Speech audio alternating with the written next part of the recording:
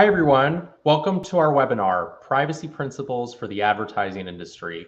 This webinar is hosted as a joint collaboration between the International Advertising Association, IAA, and the Global Advertising Lawyers Alliance, GALA. I'm your moderator, Daniel Goldberg, chair of the Privacy and Data Security Group at Frankfurt, Kernan, Klein & Sells from the United States. Today, we're talking about consumer privacy in the context of the advertising industry. Specifically, we will discuss the status of privacy law across jurisdictions, as well as recent materials released by IAA and GALA. IAA and GALA recently released the second edition of their privacy law compendium. This first of its kind compendium provides insight into privacy laws across 74 jurisdictions, giving a background on privacy and framework for each country and detailing key issues relating to advertising in each. Also, last month, IAA released a set of privacy principles for the advertising industry. These privacy principles advocate for protections over personal data for consumers that they need and deserve in the advertising ecosystem. The privacy principles are available on IAA's website, and we hope policymakers will consider them when drafting new legislation. Joining me in discussion today are experts from Brazil, the United Kingdom, Germany, and China. Each of them will make a quick introduction, and then we will start our discussion today. So with that, let's jump in. So let's start with Isabel. Hi, everyone. Thank you for having me. It's a pleasure to be here and contribute to this debate on a Brazilian perspective. I'm Isabel. I'm a senior associate at Verano Advogados in the privacy and intellectual property practice areas, both with a great deal of important legal aspects relating to the advertisement industry.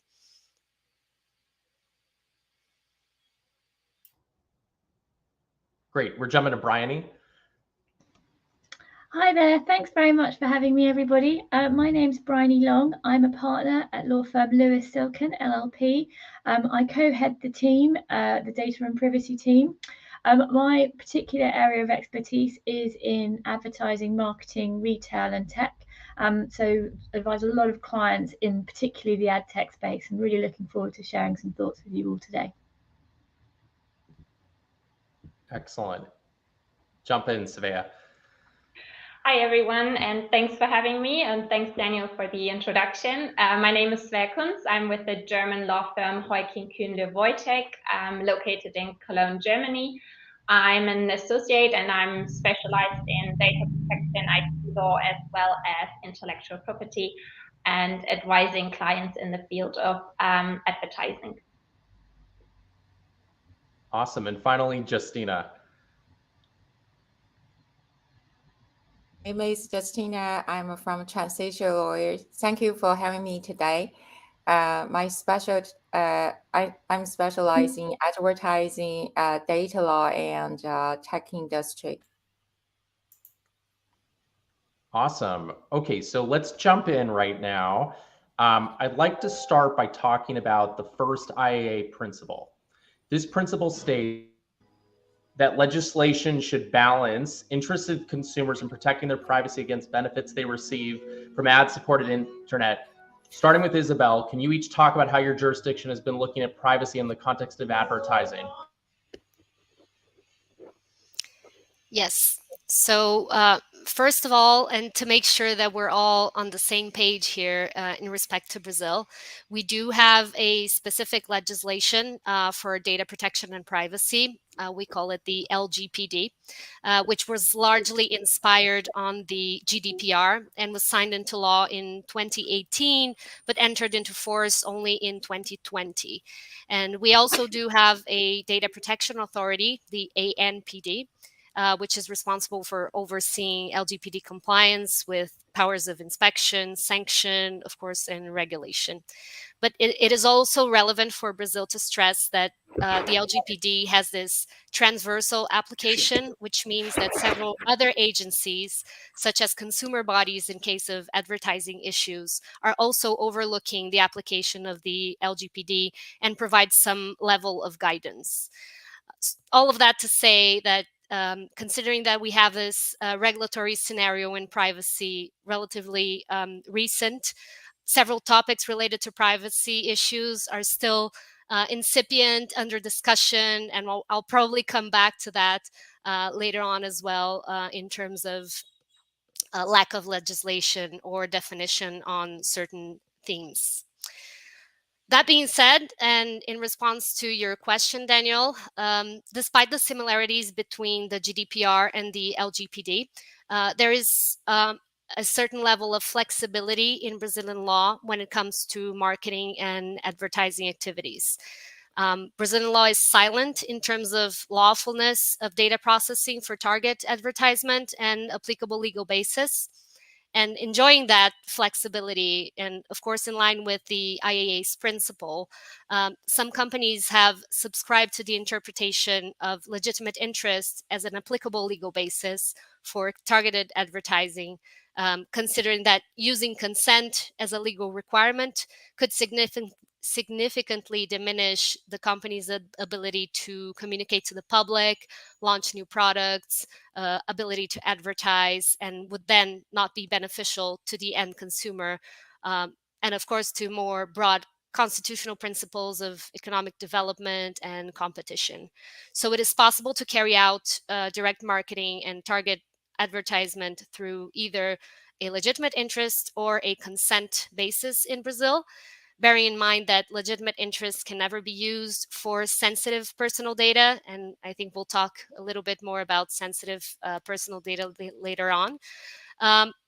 But on the other hand, we still use, in some circumstances, the consent for supporting marketing activities here.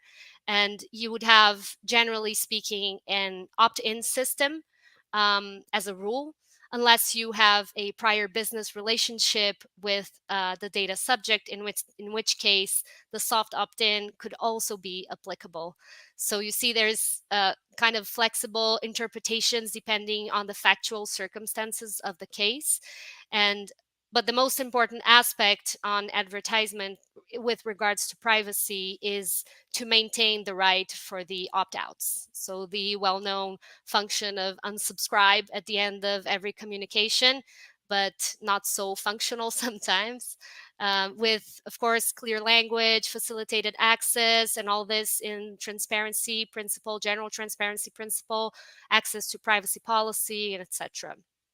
So my takeaways here for Brazil are that we do have a certain reasonable degree of flexibility on targeted advertising, and we do have some mechanisms to balance interests between consumer privacy against the benefits of ad-supported internet.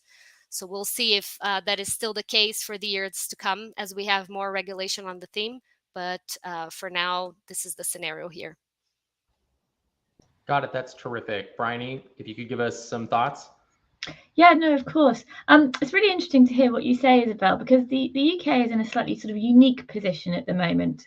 Historically, our law has always, or our data privacy law has always been, and currently still is, sort of born from EU principles. So our law is always, when we look at it from an advertising and marketing context, I always like to think of these two regimes that sit side by side. We've got the GDPR regime, which has been implemented into our law under the UK GDPR, but then you've also got the e-privacy regime. And both of those, as I say, they are different, but they are also very complementary. And they are things that you have to navigate both of them when you're trying to think of or answering questions in an advertising context.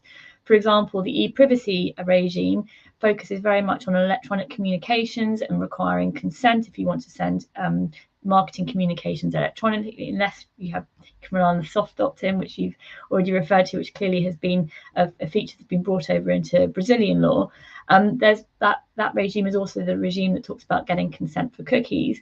But then under that, you've also got the GDPR regime, which talks about what lawful basis you can have in terms of some of the underlying processing activities that enable marketers and advertisers to send those communications.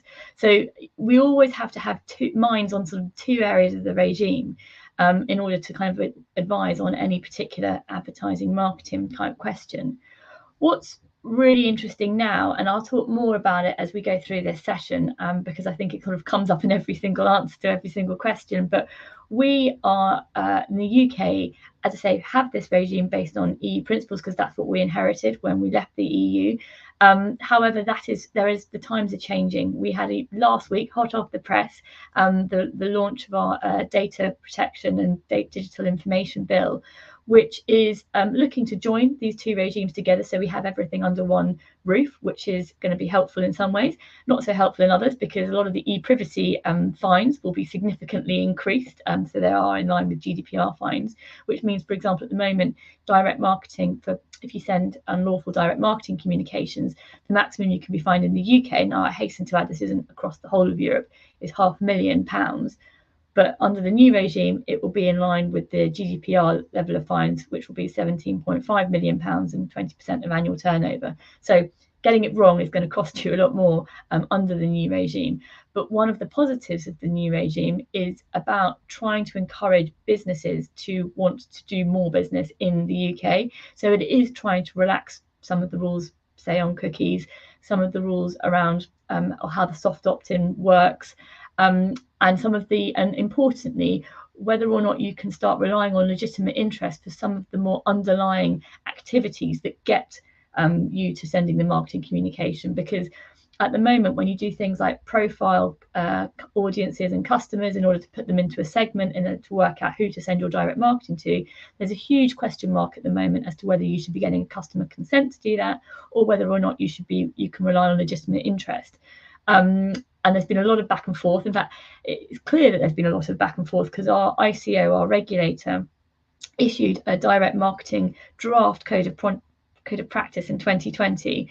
And I always joke with clients, that it's not a particularly funny joke, that I actually went off, had a baby, came back to work, and we still haven't got the finalised guidance, because I just don't think that the regulator could work out what lawful basis to rely on.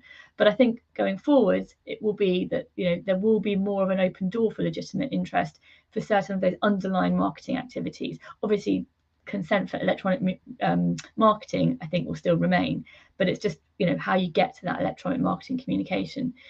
I guess the other thing would just to mention, so in the ad tech context, that's obviously the area that I advise a huge amount in, and the UK regulator, the ICO, has done a huge amount in that space. They have produced a report. They've done various investigations into trying to understand how all of the players work, how they fit together, and how we can achieve compliance in, quite frankly, a relatively uncompliant ecosystem, or an ecosystem that I think existed before privacy by design was really at the forefront of everyone's mind. And that's been really interesting to see how the regulator has focused on that. However, what is more interesting now is that the regulator, having done all this investigation, has sort of left it to some of the other regulators to actually enforce. So we haven't actually seen a huge amount of enforcement. We've seen a huge amount of paperwork and a huge amount of thoughts from our regulator as to what should happen in practice, but we haven't really seen any enforcement from our regulator around bringing in fines, which is different to the rest of Europe. So I think, going back to the question, I think you also asked about how do we rely on transparency and choice. I think for me that's a real key of any jurisdiction that's sort of subject to GDPR type principles, because that's for me what the GDPR is all about. It's all about giving control back to the data subject. And so I think that certainly in our regime, whatever happens, wherever we net out with our new data protection and digital information bill, it will always be focused on that, because I think that's a key underlying principle. And I'll stop there for a second.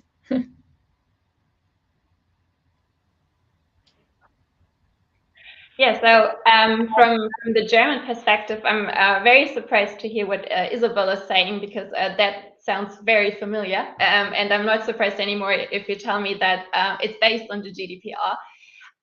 So from the German perspective, you can basically say the same thing about the GDPR.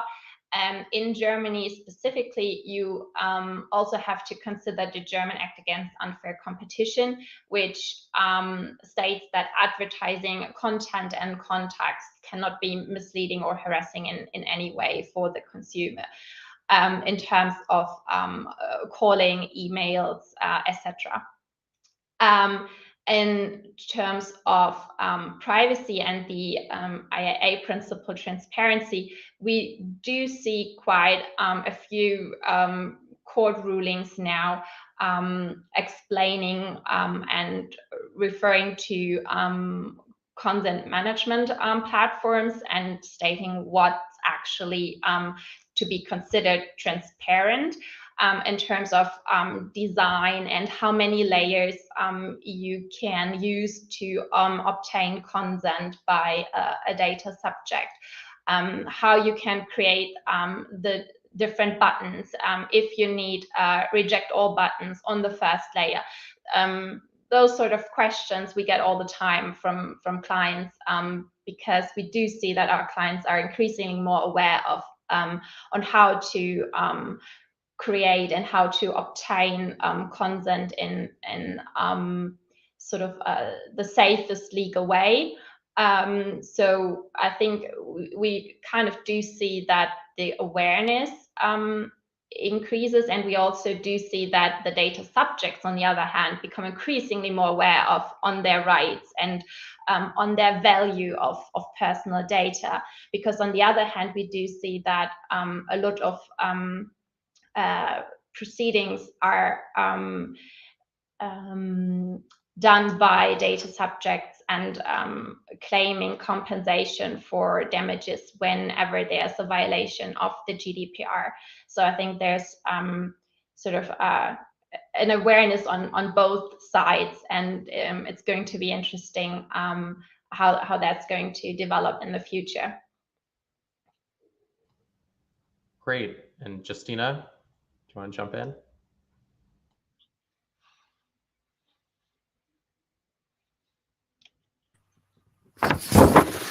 Well, in China, the Personal Information Protection Law, also known as PIPL, is the first comprehensive legislation regulating the protection of personal information, very similar to EU's GDPR, including explicit consent needs to be given when collecting information from individuals.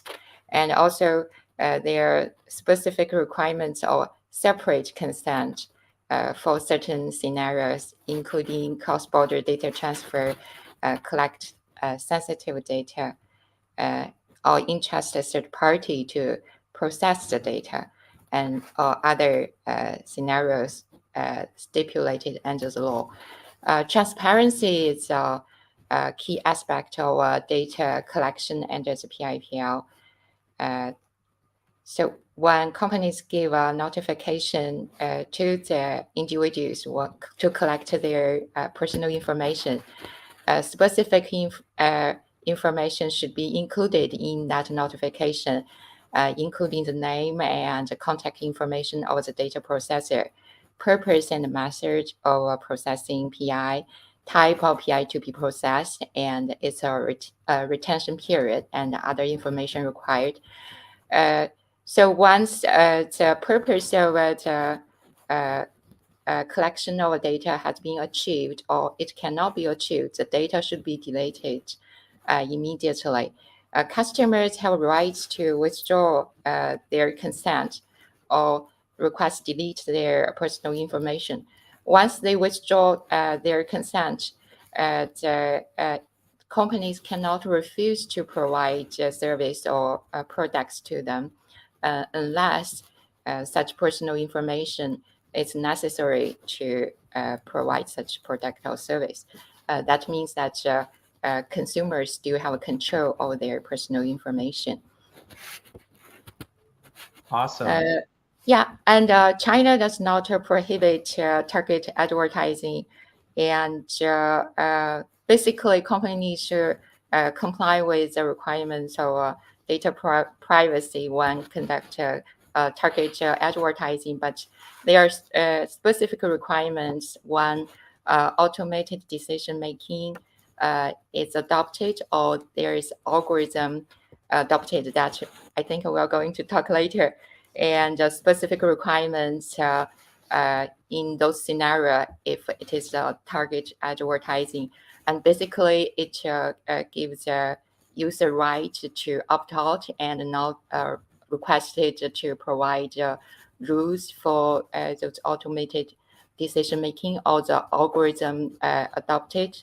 And more details, I think we're going to discuss in the follow question. That's what I'm going to introduce about China. Yeah, thank you. That's great. I think what I'm hearing from everybody, right, is that all the regulators are concerned about advertising and are thinking about these issues. From a US perspective, we do not have a GDPR. We do not have a comprehensive privacy law. We have state privacy laws. So the major privacy law that we now have is the California privacy law, CPRA. We have one from Virginia. We have upcoming laws from Colorado, Utah, and Connecticut. And while these laws have elements of them that address advertising, they're not specific to advertising, but we know from seeing the background on what the regulators are saying is that that really is the intent around a lot of these. And Bryony, going to your point about transparency and choice, right? Those are the tenets, those are the pillars of US privacy law. And here, for the most part, the idea is you should be providing notice about specifically what you're doing around advertising and giving users the ability to opt out. There are certain types of data sets we can talk about which may require opt-in, and that's some elements that may align more so with GDPR and other regimes. But for the most part, it's opt-out. One of the really interesting things that California has been looking at, as well as Colorado, is this concept of the Global Privacy Control, GPC, which is essentially a signal that's available through a browser where a user can go in and say, hey, I want to be opted out of targeted advertising. And without having to click anything or actually touch any buttons on a site, the website should automatically facilitate that. So that is something from our perspective that is, a really big thing in 2023. And I'm interested to see how it impacts global frameworks too. But that idea is now being encompassed. The other thing that I just wanted to touch on is that there is also a movement towards straight up prohibitions on certain types of processing operations. And it seems to me like that, again, is something that all jurisdictions are thinking about from what I'm seeing, where they're saying, certain types of targeted advertising or advertising should just be straight up prohibited. Doesn't matter if you get the choice or not. So again, interesting things to be thinking about. But I'd like to move on to our next privacy principle from IAA, which is the idea about context. And this principle states that legislation should consider the sensitivity of data. So can each of you talk for a moment about how sensitive data sets are handled in your jurisdiction? And specifically, some of the data sets that I'm thinking about are children's data, health data, precise location data. All these data sets in particular come up in the advertising context. So again, Isabel, maybe we can start with you here. Love to hear about, if there's a different treatment towards these data sets in your jurisdiction.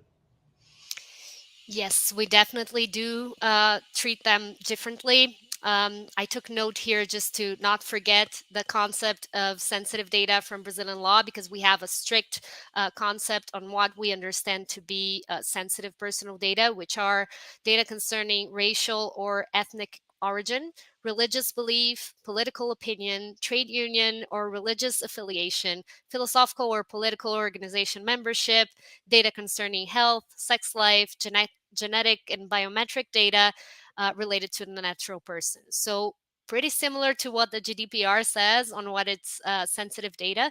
And health data, we do not have a HIPAA kind of legislation or anything specific regarding health data. But it is contained under the strict definition of sensitive data by Brazilian law. With respect to children, there is interesting developments here, and we're still having a gray area. The LGPD separates the concepts of children and teenagers or adolescents, children having from 0 to 12, and then adolescents from 13 to 17. At 18, you are of legal age in Brazil. Of course, any type of processing of children data or adolescents should be carried out in the best interest of the children, taking into consideration the data subject's perspective, sensorial, intellectual capabilities, using sometimes audiovisual resources, as good practices. So we have seen here and advised clients on advertising for children, when advertising for children or providing services directed at children, gaming or other online services that target children, to have some visual aids, videos, photos, and etc., to make sure that they're understanding their rights and what kind of data you are collecting and what kind of a service you are providing here. And it has been taken into consideration in some cases of litigation where the provider has put in place some audiovisual aids, and it has been taken into consideration.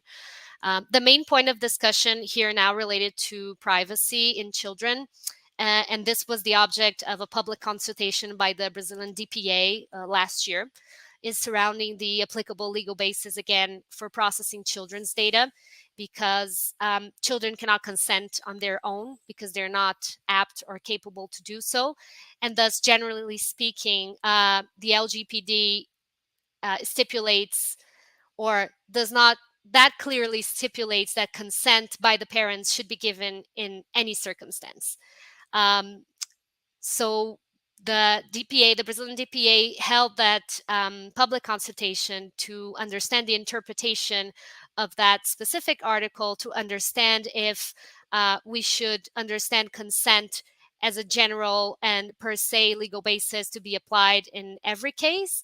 But this brings many difficulties to many providers, service providers, and in other cases, when you have a collection of data for children for litigation, for example, why do you need consent? Or when you're litigating between parents, who should give the consent? So this has been the object or subject of debate and it's a very hot topic here among professionals and scholars in the field. So maybe we'll have more definition in this year by the Brazilian DPA on the interpretation of the legal basis to process children data. And for location data, we also do not have specific guidance or definition on that. Generally speaking, identifiable data, much like the GDPR, is considered personal data and falls under the scope of the LGPD and the law. So if the precise location can be considered a personal data under that rationale, and will follow under the same general discussion under the law. And interestingly, and just to wrap up here, we do have some exceptions in Brazilian law for the applicability of processing related to public security, national defense, state security, activities of investigation, repression of criminal offenses. So when you were talking about location data specifically by the government, we have some exceptions on the applicability of the LGPD, which gives also wide space for discussion and interpretation here on the length that this kind of processing and a specific location can be used for those purposes. So from a UK perspective, it sounds like it's quite similar in the fact that we obviously have a sort of defined group of data, special category data, which is similar to the sensitive data, practically I would say almost the same, that Isabel's just described. And obviously, if you are processing that type of data, you have to have an additional processing ground in order to do that, and you have a higher level of compliance obligation in respect of that data. And when you're looking at things like legitimate interest versus consent, well, to be fair, you can't actually process special data on legitimate interest, but those sorts of discussions are all, the element of harm is always taken into consideration. So yes, we do take it much more seriously. I have to say, generally in the UK, though, the real focus this year, and I suspect the last year and going on into this year, is use of children's data. The ICO is incredibly passionate about it. It brought out under the old Information Commissioner, Elizabeth Denham, the Children's Code, or the Children's Code, which has specific provisions around what organisations should do in respect of processing of children's data. It's very, very clear. It's got 15 standards that organisations need to comply with when they're collecting data online. And importantly, they make it very clear that children is anyone under the age of 18. So these standards should be applying across the board for anyone under the age of 18, which is difficult. Obviously, the way in which the standards apply will vary depending on how young the child is, but still, it is anyone under the age of 18 is potentially caught. If you're processing those data, you do need to take special care. That said, we haven't seen as much enforcement, I think, as we thought we might do from the ICO on it, because, quite frankly, some of the provisions in the guidance are pretty draconian and pretty hard for a lot of organisations to comply with, and a lot of organisations aren't necessarily fully compliant with them. But we haven't seen a huge amount of activity from the ICO, although we are beginning to see it roll on. TikTok had a notice of intent to fine it 27 million during the course of last year. Again, it was just a notice of intent. It's not a fine yet, so I suspect that will go down at some point. But nevertheless, it just shows that they are planning on fining people. The ICO also revealed it has 6 ongoing investigations into various big players around its use of children's data. There's also a YouTube investigation going on off the back of an individual complaint. So I think it's going to be very much watch this space going forward. But in terms of using children's data in an advertising context, while children's data isn't necessarily categorized as special category data, you do have to take care of it in additional way. You don't need always an additional processing run unless you're processing, say, children's health data. But certainly, whether or not you can rely on legitimate interest versus consent for certain underlying processing activities, for example, i.e. profiling and targeting children, I think it's very much swayed in the favour of consent over legitimate interest, and I think the regulator would align with that. In terms of location data, that's always a bit of a misnomer. We haven't seen too many examples of misuse of location data in terms of how regulatory action. Generally speaking, location data does require consent to process it, mainly because it requires consent often to collect it in the first place through the use of tracking technology. But then any kind of use of location data in respect of marketing activities. So, for example, if you're walking past a KFC and you suddenly have an ad for some chicken dipper thing pop up, that would have required your consent because they knew that you were outside that particular store. So that is, typically speaking, location data would normally require consent, but we haven't seen a huge amount of action from a regulator on that. Yeah, from a German perspective, I can agree with everything that Isabel mentioned. We do have the same categories in terms of what is considered sensitive data under Article 9 of the GDPR. And that means that health data is considered sensitive, children's data and location data is not considered to be sensitive. And as a consequence, whenever you want to process sensitive data, the GDPR provides some exceptions where you suggest consent, or whenever you have the legal obligation to process that data, for example, as an employer. In terms of children's data and the age, I think it's important to mention that under the GDPR, the age where you're able to give valid consent is 16. Whenever you want to process sensitive data of a child that is under the age of 16, you would need to obtain the consent of the legal guardian, in most cases the parents, which then is quite difficult for most companies to comply with the just simple technicalities of obtaining that consent.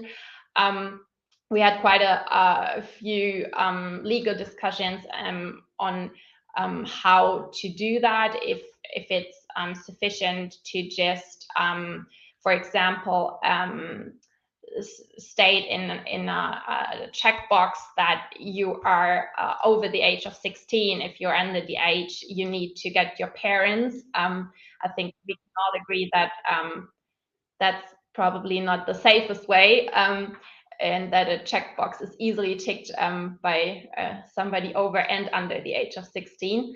And then there was actually a discussion if you are legally required to do it with just legal, good old-fashioned paperwork, and you need to have it signed and sent in. And so we haven't had a ruling from a high court in Germany or the EU how to do that in the safest legal way. So this is still a very intense discussion on how to actually do that.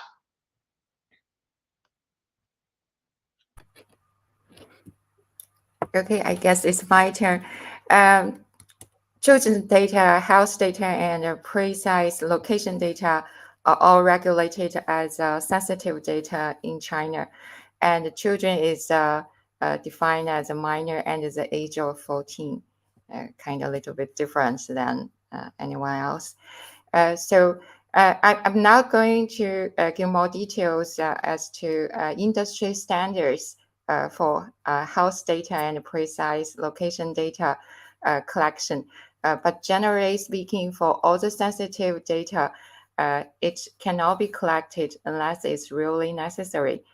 So the company who collected, which collected sensitive data, needs to prove that there is a real necessity, and it needs to be have a very narrowed, tailored down specific purpose.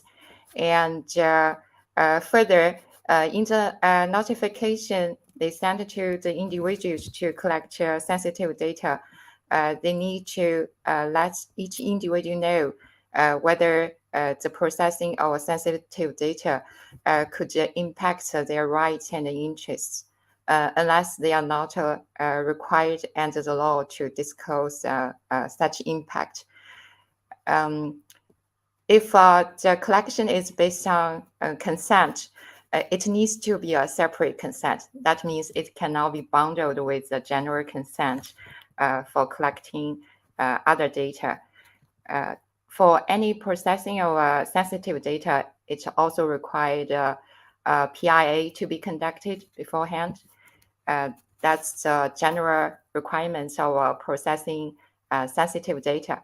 And China does have a specific regulation protect children's data.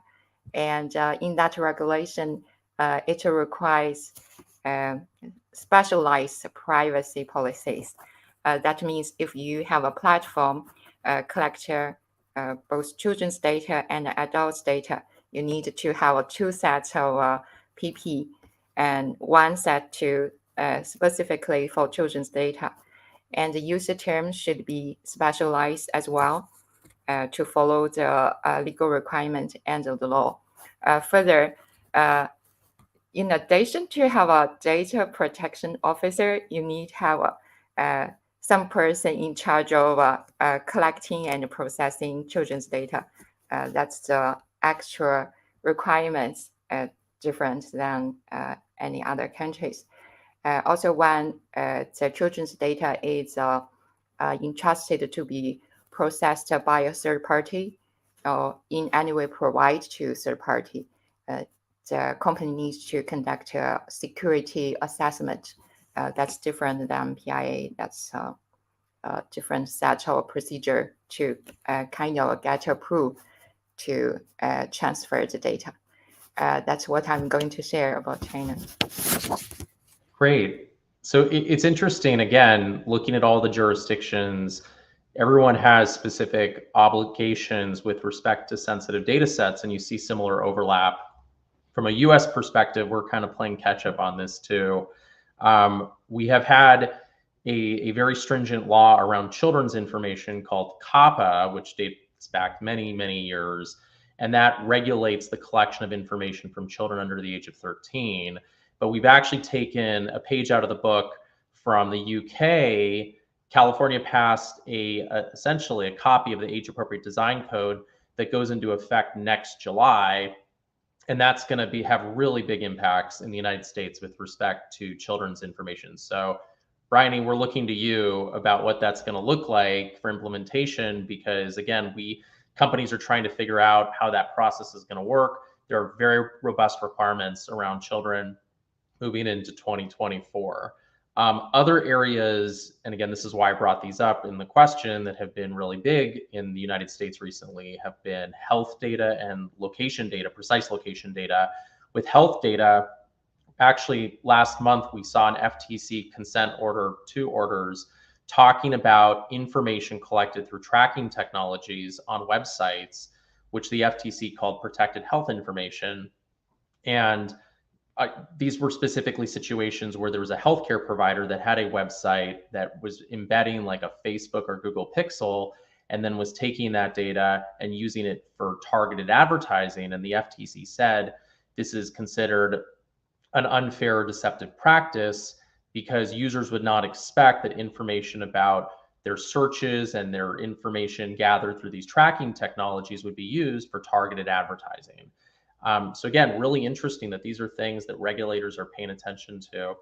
With respect to precise location data, now under California law and these other upcoming comprehensive state privacy laws, there are specific definitions around sensitive data, and precise location data is one of the categories that specifically is considered sensitive. And sensitive data requires, in many jurisdictions, opt-in consent, which can create a lot of complexity in the advertising space if precise location is being used for a purpose like, again, targeted ads, and it's not just being collected for purposes of facilitating the service. There's a question about how companies can get that. Under California, there's also specific opt-out language that you need to put in the footer to facilitate that. So again, it is a really interesting moving space, and I do want to differentiate between precise and imprecise. Imprecise is generally information that comes from an IP address. That's not such an issue, but precise is more of a latitude, longitude, like GPS location or Bluetooth data. So again, really quickly moving space, but one that all companies in this area should be looking at closely. So I do want to turn to a specific question for our EU and UK counsel here. Since Brexit, there's been a divergence between the UK and EU approach for protecting privacy. Can you talk about how the landscape is changing in Europe now that the UK is no longer part of the EU? Can you also tell us a little bit about what's going on with data transfer requirements?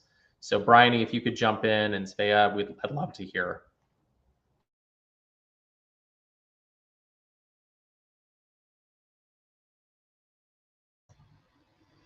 Shall I go first on that?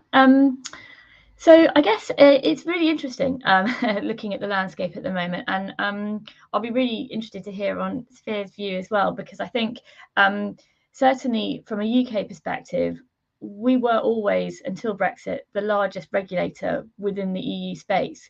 And so a lot of, and we had the biggest manpower. So things like holding the pen on EDPB guidance was always fell to us. And as a consequence, possibly some of our slightly more pragmatic views were sort of somehow infiltrated into that guidance.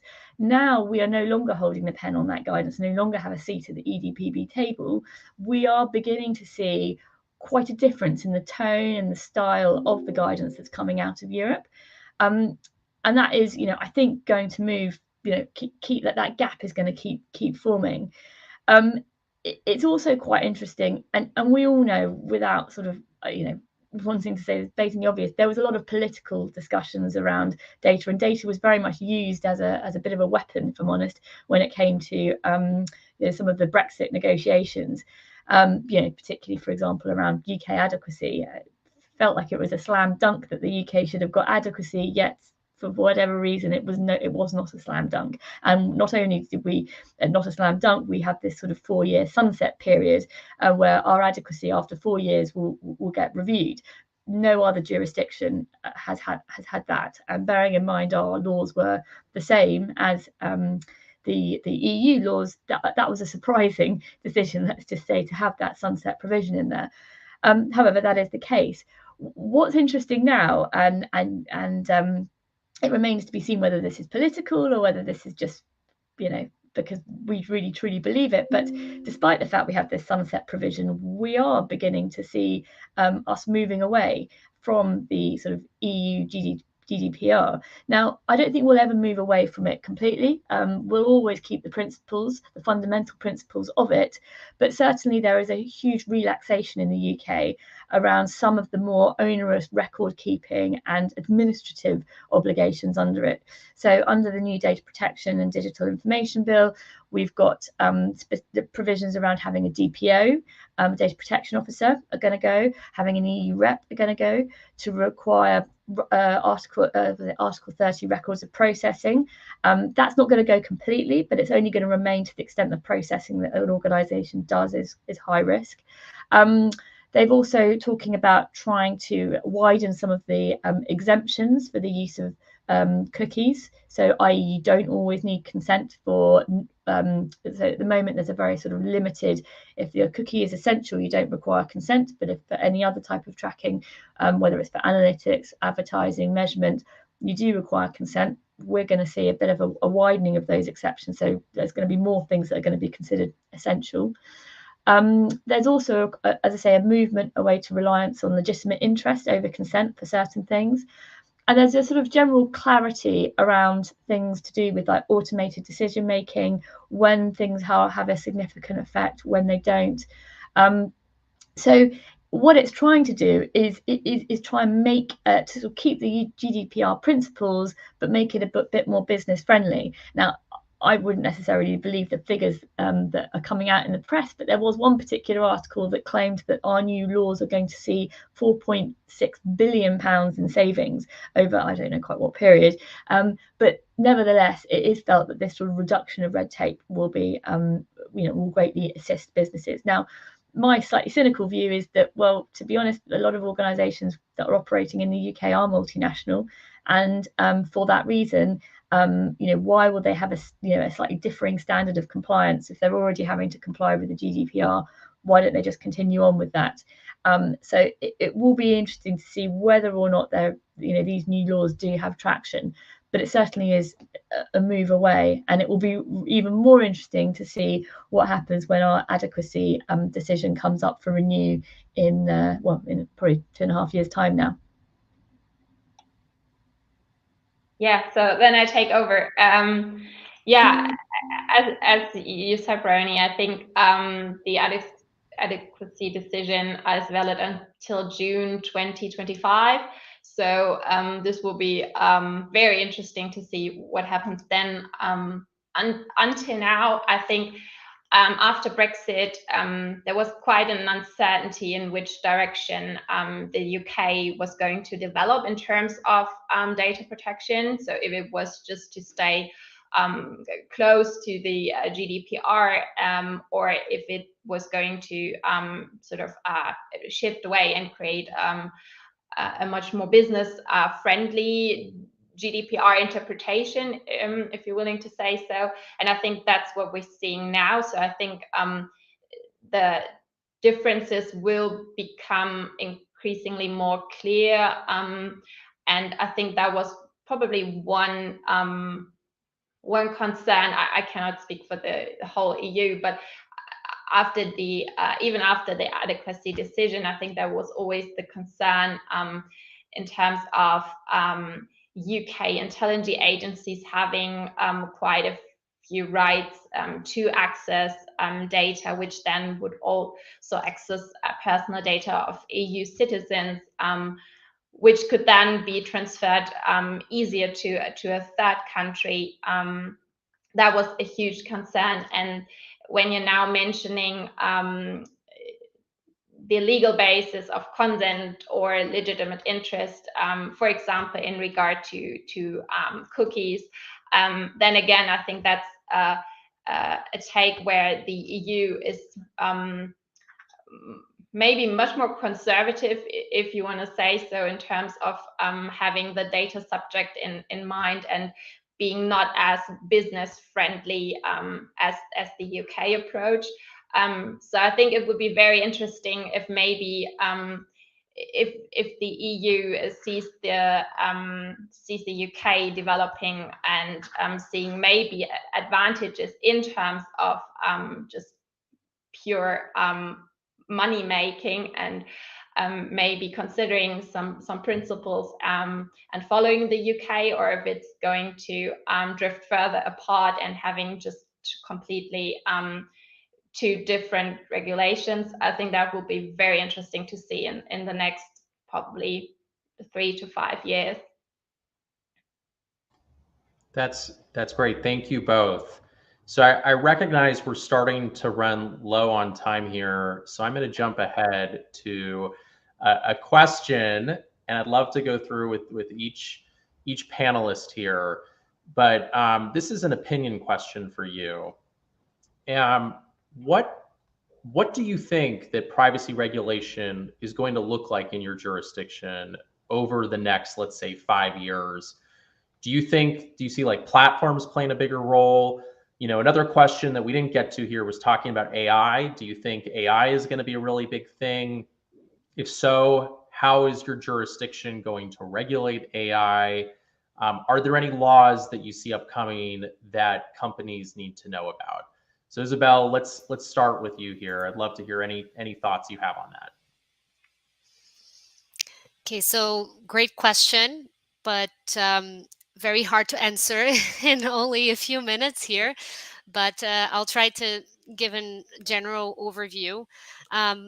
As I said in the beginning, we expect Brazil in the next years to have more maturity in general in terms of privacy regulation and more refined discussions as the ones we're seeing in other jurisdictions. So we're heading there, and we're a very heavy user of social media platforms. We're, I think, on 5th or 4th largest social media market in the world, and the biggest in the continent for sure.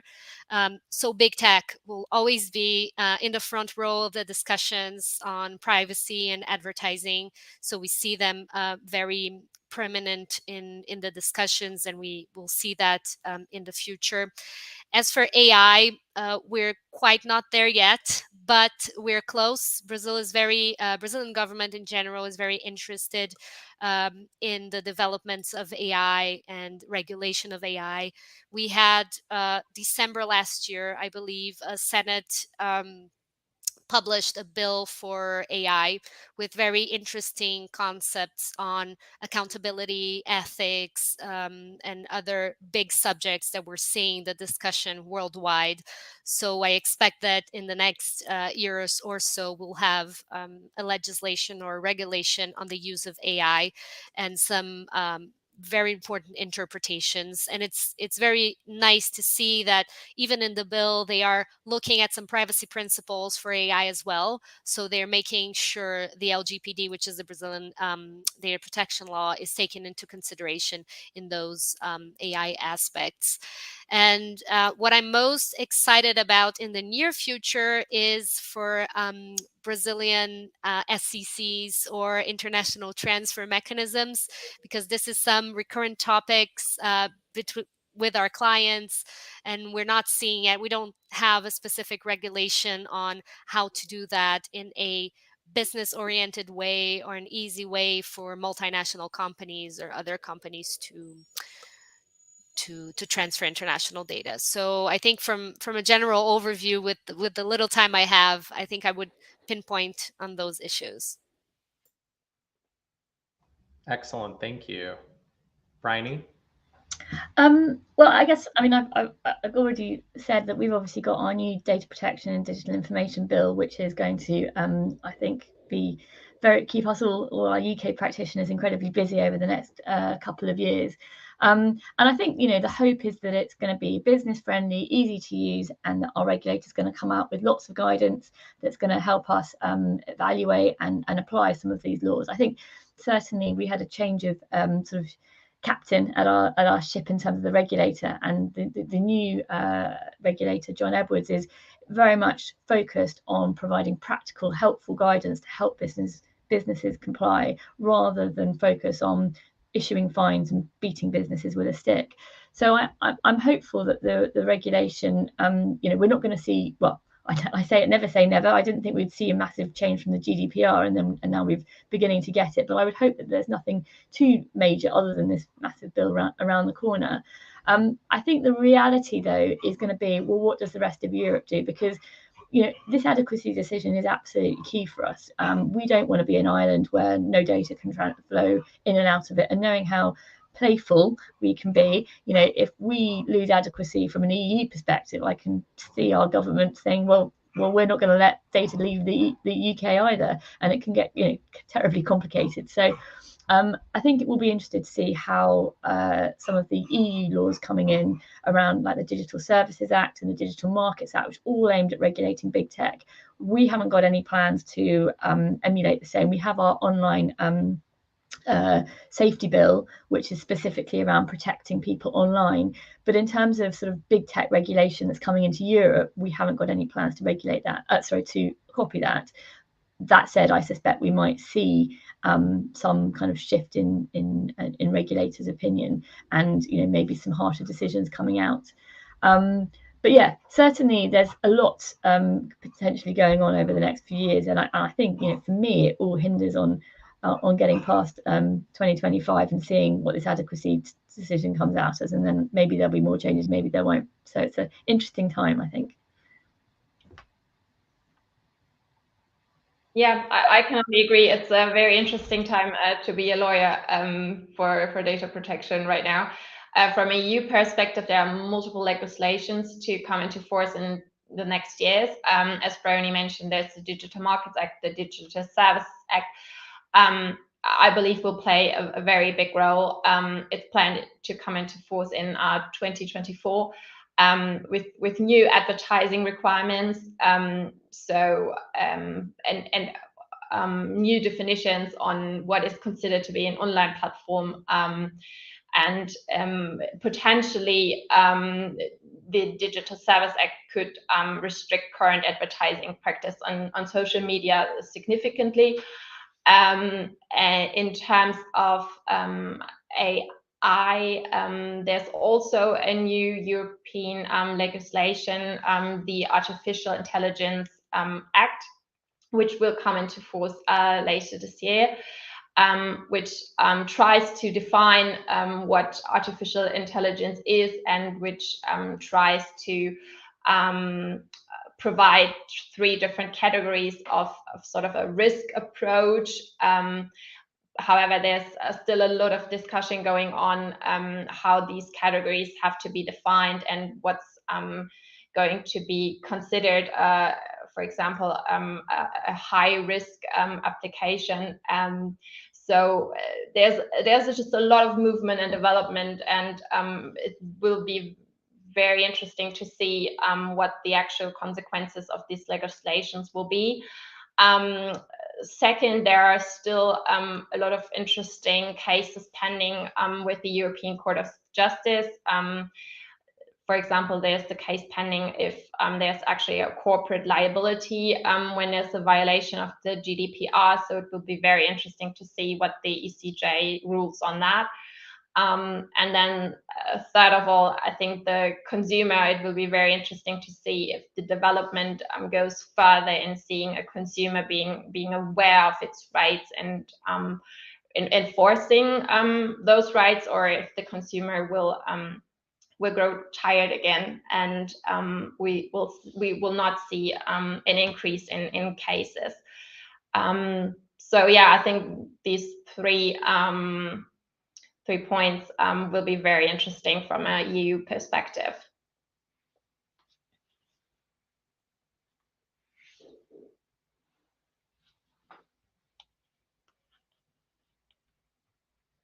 Justina, I think you're on mute.